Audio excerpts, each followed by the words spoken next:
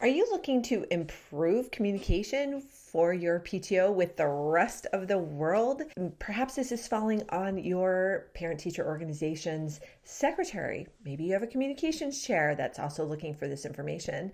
It's exactly what we're going to be talking about in today's video. If we haven't yet met, I'm Christina Heideck. I'm a PTO and family engagement expert, and I kind of also love to talk and to reach out to people. So this is the perfect topic for me to be addressing today, because I really think any school parent group can use this to improve their communication, to reach more people. And when you reach more people, you're going to get them more involved, whether it is increasing their awareness that you are around and need some help. Perhaps you're going to be letting them know how they can get involved, how they can contribute, how they can support you. Maybe knowing about the opportunities will spur them to get involved. I think you can't take action on what you don't know about. And so you want to be reaching as many people as possible, because you just never know. You just never know who might get involved if given the opportunity. So let's get to it. So the first platform that you can be leveraging is social media. If you haven't dived into any of the platforms, I would highly suggest establishing your own little world on the internet. And so if you don't, you can start with Facebook. That's one that a lot of people are using, has more sense of permanence. I would never suggest something like Snapchat, just because those messages disappear, and I don't know how many parents are really hanging out on Snapchat these days. You can ask, though, you could poll your audience and see what the platforms they use the most. Facebook seems to be a pretty good, safe one. I would recommend getting a Facebook page and then establishing a Facebook community. So I have another video about how to set up your PTO's Facebook page, so you can definitely check that out. I will link it to this video, maybe to a card in one of the, I forget which side it pops up on, but you know where to look because you're on YouTube all the time, I bet. Use it. Post to it weekly, a couple times a month, about upcoming events, just different opportunities. What is going on in the PTO, or what's going on with the PTO? What's going on in the school? What would you want people who don't know what's going on? What would you want them to know about? You can use a newsletter. So it doesn't have to be a paper newsletter. You can take advantage of the digital resources that we have now. Just use a template. Make sure that you're not using 15 different fonts. That's going to be really unpleasing to your eye. Use a template that I have several available in my shop. I have one that is you can use every single month. That's just kind of a simple 2-pager. And then I have a whole set. It's a different layout for every season. They're actually pretty cute, and you can edit those in Canva. They're totally customizable. The next thing that you should be using to improve communication is sending emails.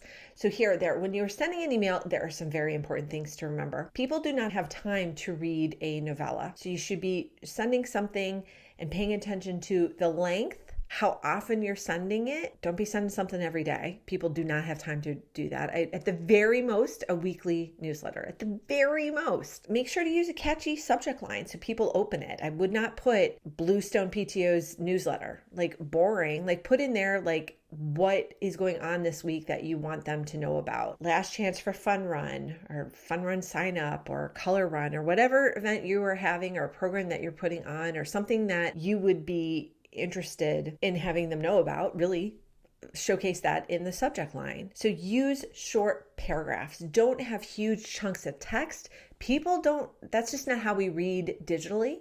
So you be aware of these patterns. So I'm telling you all of these best practices really because it's like what I follow when I am sending out emails on my own newsletter. So if you haven't signed up for that, go ahead and do that. You can get a freebie while you're at it. So you can go to ptoanswers.com/start here. Get start dash here. Anyway, go to ptoanswers.com and you can sign up for, I've got a gajillion different freebies depending on your role or your subject matter that you're interested in. Get right to the point when you are sending these emails. I would just have it be very action oriented and just kind of just the facts, ma'am, because again, people don't have time for a lot. If they need more details, they of course can reach out to you. Proofread your emails before you send them out. I think it does not look great if you have an email newsletter that is riddled with typos. People aren't going to take you very seriously. So give it a once over. Maybe use the spell check feature just to double check. Use a professional tone.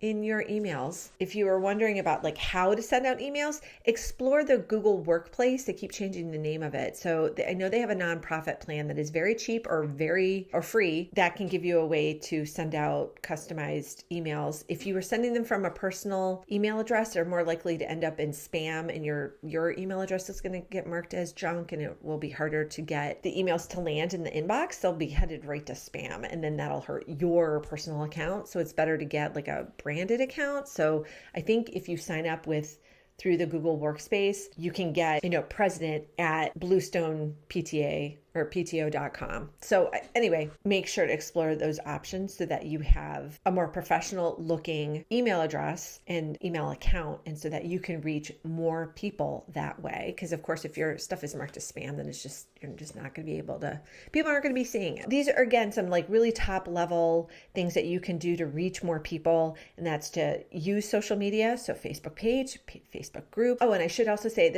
I do have a video about the differences between a Facebook page and a Facebook group, and which one you should use and why, like which one I would use more and why. And I'm not going to spoil it. You can go find that video, and it talks all about it. Also, use a newsletter once a month, twice a month, once a week.